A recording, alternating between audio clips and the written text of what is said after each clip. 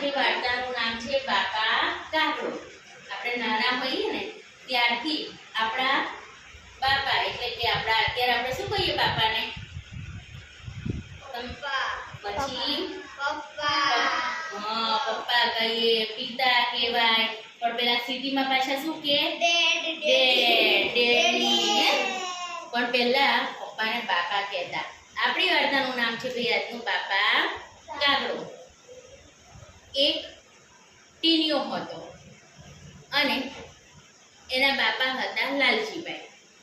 લાલજીભાઈ દુકાનદાર હતા અને લાલજીભાઈ ટીનિયાને એટલો બધો વહાલ કરતા, એટલો પ્રેમ કરતા કે ટીનિયો જે બોલે તે લાલજીભાઈ હાજર કરી દે. એના બાપા હતા ને એટલે ટીનિયો જે બોલે લાલજીભાઈ લાવી દે. ટીનિયો એમ કે આમ છે તો પણ એના બાપા કે હા બેટા. ટીનિયો કે આમ છે તો એના બાપા કે હા બેટા. એટલે શું થતું કે લાલજીભાઈ ટીનિયાની બધી વાત માને અને રોજ રોજ એ પોતાના દુકાને ટીનિયાને લઈ જતા. એક દિવસ એવું બન્યું કે લીમડાના ઝાડ પર કાગડો દેખાય છે અને પેલા ટીનિયો થોડીક વાર એને જોયો. પછી એને અવાજ આવ્યો કાગડાનો. કાગડો કેવું બોલે?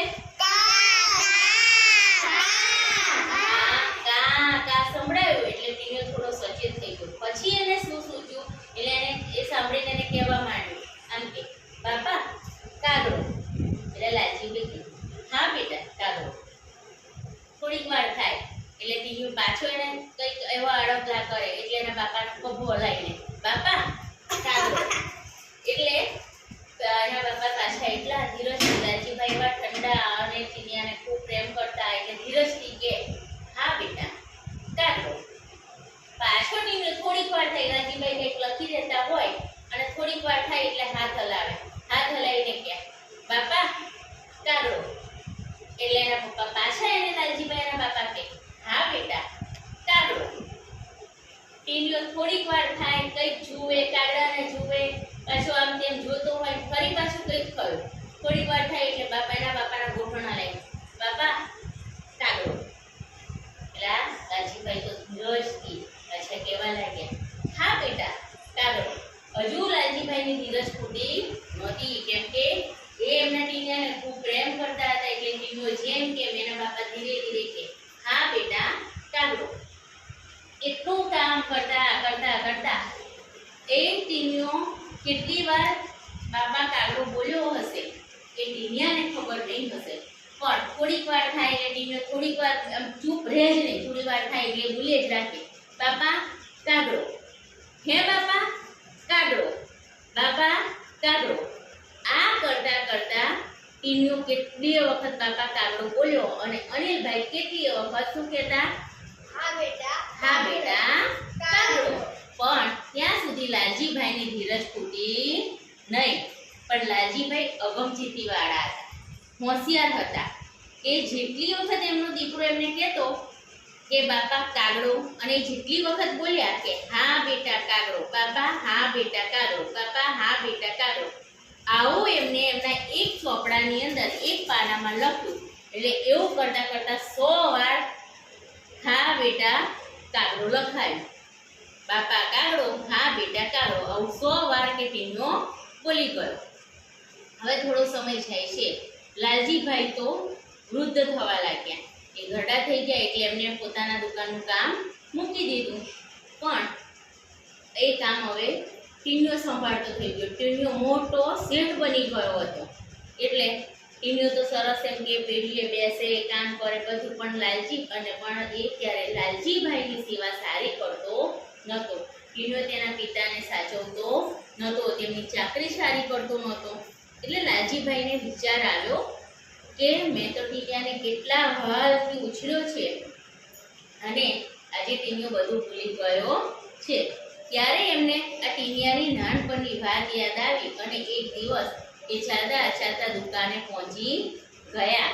અને પહોંચી ગયા પછી એ નિરાતે ત્યાં બેઠા હતા. બાપાને આવતા જોઈને ત્યાં બેઠેલા ટીનિયાએ મનમાં જ વિચાર્યું આ ડોસો નકામો આવી ગયો છે, હમણાં આવશે ને એટલે એની બક બક બક કરવા માંડશે, મારે એની ટકટક સાંભળવી પડશે. ટીનિયાએ મનમાં આવું વિચારી લીધું. લાલજીભાઈ જાય છે ત્યાં બેસે છે અને લાલજીભાઈ બી એ જ લીમડા પર કાગડો જોવે છે. કાગડો જોઈ અને લાલજીભાઈ કહે છે, બેટા કાગડો. એટલે ટીનિયો થાય કે આ એને વિચિત્ર લાગે, આ કેવો સવાલ કે. તો બી કે હા બાપા કાગડો એમ. પછી ફરી થોડીક વાર થાય ને એટલે ફરી લાલજીભાઈએ કીધું, ભાઈ કાગડો. તો પેલો ટીનિયો અકળાઈ ગયો, હા બાપા કાગડો. પછી થોડું વાર પાછું થયું, ફરી પાછું લાલજીભાઈ બોલ્યા, બેટા કાગડો. એટલે ટીનિયો તો અકળાઈ ગયો, આ શું કે આખો દિવસ કાગડો કાગડો કરો, તમારે કઈ કામ છે નહીં? પછી કે ઘડે કે પેલા સાચી જ વાત હતી કે સાઠે બુદ્ધિ નાઠે, પણ આપણી બુદ્ધિ તો અત્યારે ગઈ છે. આ કેવા ચક્રમ થઈ ગયા છે કે કેવા ચક્રાવે ચડ્યા છે. ટીનિયો થોડું મોટેથી બોલ્યો છે અને તોછડાઈથી બોલ્યો છતાંય થોડીક વાર લાલજીભાઈ ફરી પાછા બોલે છે કે બેટા કાગડો. ટીનિયો તો ગુસ્સે થઈ ગયો, શું બાપા ક્યાંને કાગડો કાગડો કરો છો? ઘરે જાઓ કે તમારું એ કશું કામ નથી, ખોટા દુકાને બેસીને મારું માથું જ ખાવ છો. એટલે લાલજીભાઈને યાદ આવ્યું અને કે મારો દીકરો આવું કરતો હતો ત્યારે મેં જરાય કે એની પર શંકો કર્યો નથી. એટલે એમને એમના જૂના વણોતરને બોલાવે અને એમને કીધું કે ભાઈ જૂના ચોપડા ઉતારો ને. જૂના ચોપડા ઉતાર્યા અને પછી એમાંથી એમને જે લખેલું હતું, શું લખ્યું હતું? એવું લખેલું જે પાનું હતું એ ખોલીને તેમના દીકરા ટીનિયાને બતાવે છે. અને પેલા જે જૂના વણોતર છે એ ટીનિયાને કહે છે કે ભાઈ તું જ્યારે જ્યારે આવતો દુકાને તારા બાપાને તું જે કહેતો એ, પણ ક્યારેય કે તારી પર ગુસ્સે કર્યો નથી. તને ખૂબ પ્રેમથી સમજાવતા, એમની ધીરજ તારા કોઈ પણ પ્રશ્નોમાં ખોટી નથી. અને ટીનિયાને પોતાની ભૂલ સમજાઈ જાય છે. તે એના પિતાને પગે લાગે છે અને નક્કી કરે છે કે હવે પછી હું મારા પિતાને ક્યારેય દુઃખી કરીશ નહીં અને મારા પિતાની ખૂબ સેવા ચાકરી કરીશ.